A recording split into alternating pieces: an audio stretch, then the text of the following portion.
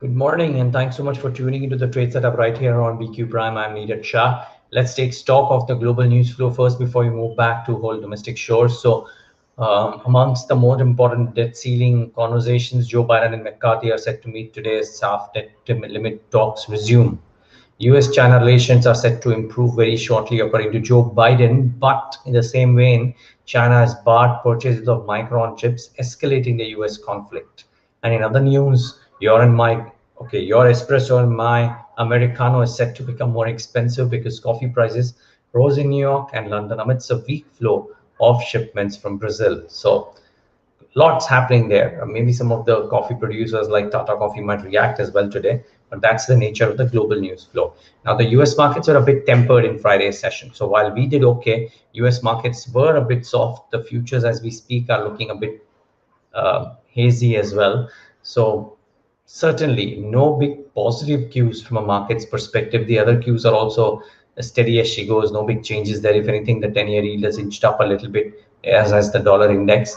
The SGX Nifty should be indicating a start in the red, maybe marginally lower, but should be in the red. I would reckon you could very well call it a flat start. Yeah, down 0.14% at 18,212. So no big shakes there. Now, what's the trade setup in such a scenario? Therefore, I think Bank Nifty last week has made two higher bottoms. And if there is a small dip today in the markets, and if that gets bought into, then it's potentially the uh, third higher bottom, if indeed the index does recover, and that is actually a positive cue. Now, keep in mind, viewers, uh, this uh, this this thing around the 2000 rupee notes, right? No matter whatever we term it, some very learned people are calling it a demonetization move implied. We as we've done a story that this is not strictly demonetization, because it will remain a legal tender even after September 30th, because you can go and exchange it at the banks, etc. later on, because no clarity is coming as yet, and therefore, in our wisdom, it is not strictly demonetization. But a lot of learned people have said that implicitly you could call it that maybe it is demonetization. Now, be that as it may, whatever the argument is, the point being, the fact that the money goes back into banks is great for deposit growth for banks, because for the urban banks, uh, with an assumption that since the notes were anyways getting lower in circulation, what this could mean is that it was held by HNIs, ultra HNIs, and that money going back to some of those private banks would largely mean that their deposit ratios look good. So watch out for, even if we start off lower, watch out for some of the private banking stocks during the course of the day today or the week. And maybe banks could be the trick that could actually help the index higher. CK Narayan in his column that he's written over the weekend, and you should read it in detail, of course, but he had predicted last week's correction, and he had said that we are looking at a higher move upwards. Could banks be the reason? Let's wait and watch. Pharma stocks, though, are actually unwinding the gains of the last few months through the whole of last week. Even Friday was weak, and therefore I would suspect that they may look tentative this week too, because of all the US FD observations that are coming about. I think it might make the street a bit nervous. FPI's finally turned net sellers after 16 days, but too early to call the change. It's too early to call it a change. So keep that at the back of your mind. I think it's just one small 120 crore sell after 16 straight days of fairly hectic buying. So I'm waiting for the data for the next few days before we try and take a call. Remember, it is expiry week. It will remain volatile, but on the FPI front, it'll be interesting to see whether the data turns positive today or does it remain negative. Some results today include a Shree and a BPCL from amongst the large caps, and then, of course, a clutch of interesting names. Aditya Birla Fashion in focus because of the acquisition, and otherwise would be important. CESC important, Finolex, HEG, the con call of global graphite electrode maker Graphtech wasn't the most positive. Maybe expect a weak quarter there. Sansera would be interesting too, as would be SJV. And on Sansera, Nomura consistently has this buy with the target price much higher than the current price.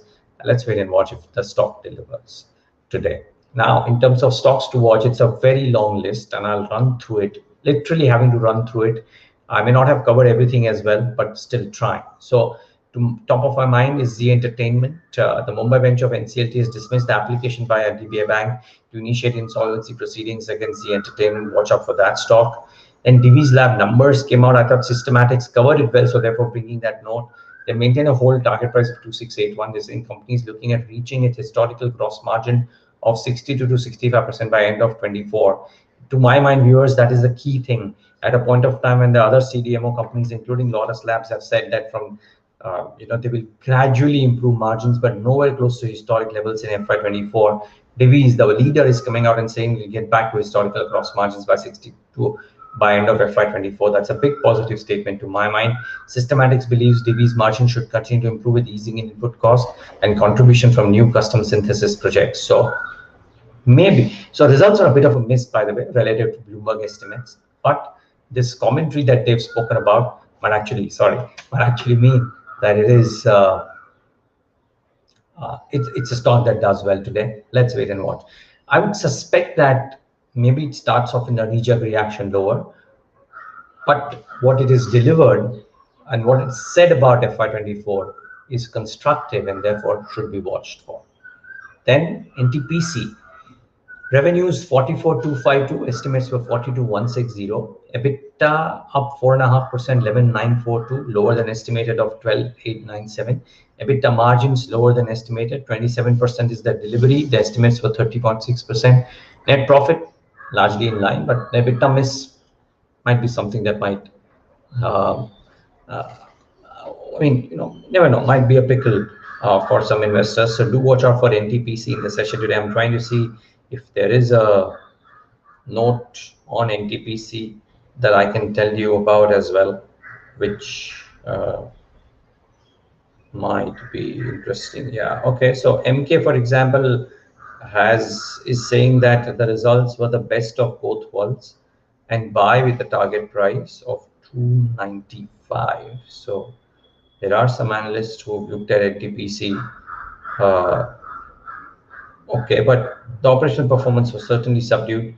I mean, otherwise a healthy quarter, production level strong, commissioning of renewable projects as well, which is all positive. Let's see. It is in a sweet spot for sure, but I don't know if the quarter numbers look that great. JSW Steel, on the other hand, quarterly numbers look very good.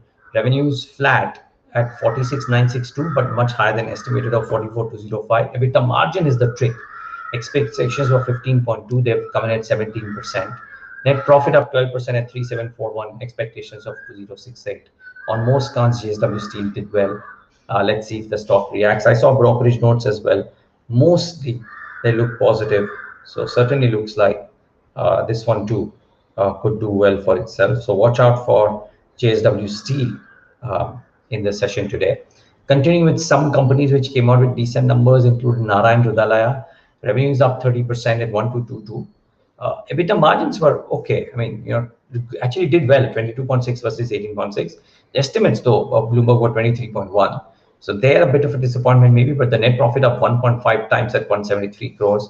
Estimates 157 crores. Really, I don't think you can fault this one. I thought it came really well. So watch out for Narayan Rudalaya, maybe a large stock reaction today. Hindustan Copper is the other one.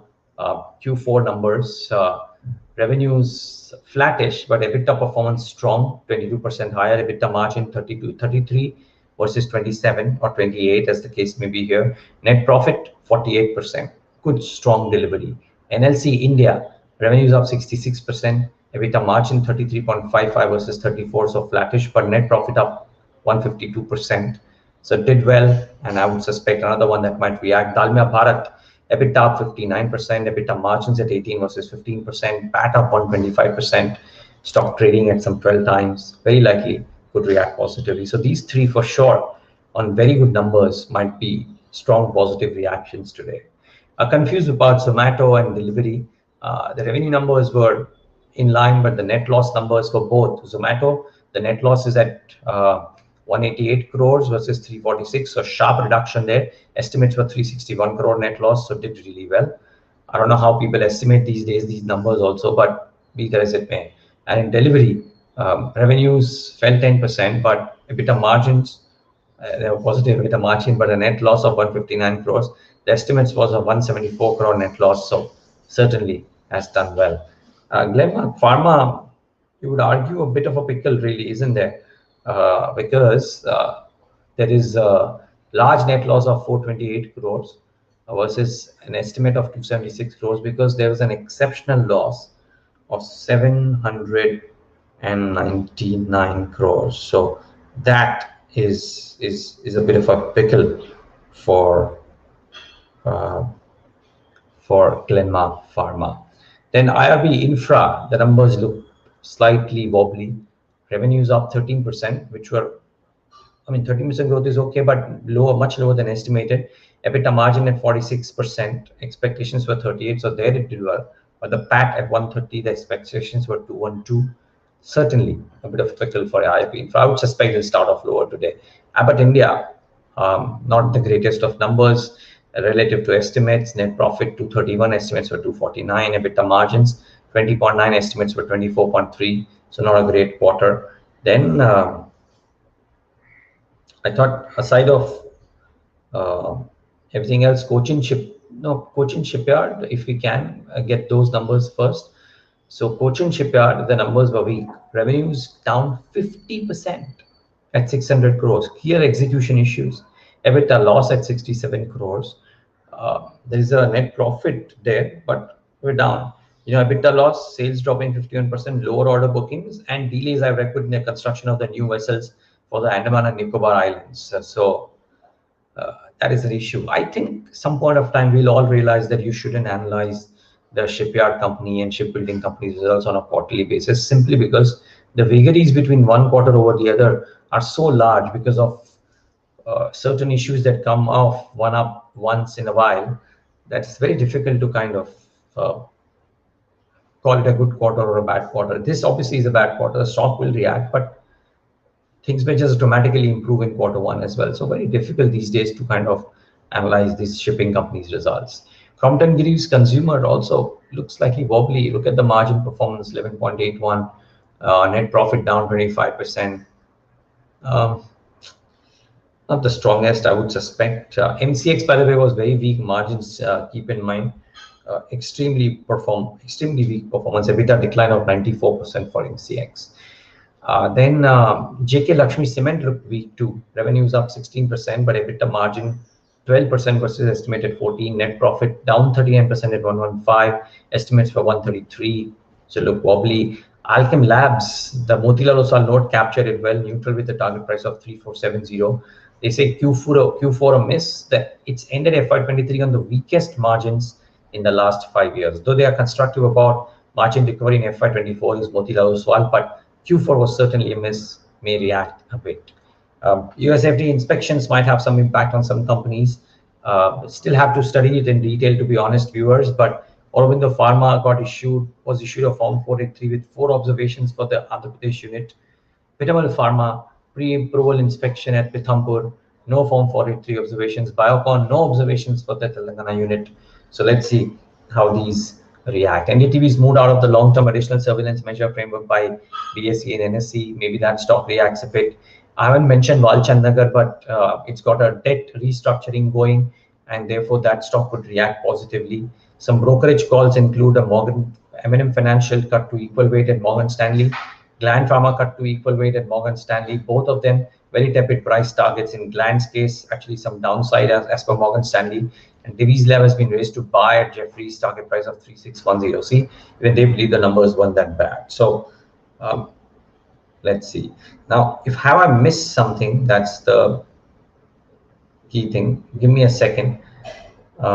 United Breweries margins were impacted due to acute inflationary pressure. So that is to be watched out for. Maybe the quarters ahead could do well. If there is a big fall, then you might see some focus there. So let's see how it goes. What else?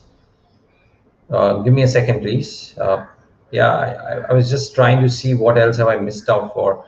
So yeah, I think mostly I've covered most of the numbers. So that should be okay. Like I said, Narayan Hrudayalaya, BEL was something that I missed, the beat on earnings, so maybe that does well. Star Cement reported very good numbers. Neel Kamal reported good numbers. Finotech, Chembond, etc. WPI reported decent numbers, so those are to be watched out for. Balaji Amines was a very bad number. Revenues dropped 20%, 40% YOY, 20% QOQ. Amines revenue was very wobbly too, so it didn't look all that great. Well, that's the long and short of today's trade setup, viewers. Thanks so much for tuning in. A bunch of conversations, of course, lined up during the course of the day. JSW Steel's Jayant Acharya, he's the new co-CEO and MD, I think, and he talks to me at 9:30 about the quarterly numbers, so to watch out for that one. And then talking point with Pramod Gubbi of Marcellus at some point of time. Pramod will have some thoughts about when does performance of high quality stocks really go up. So let's wait and watch. It'll be interesting.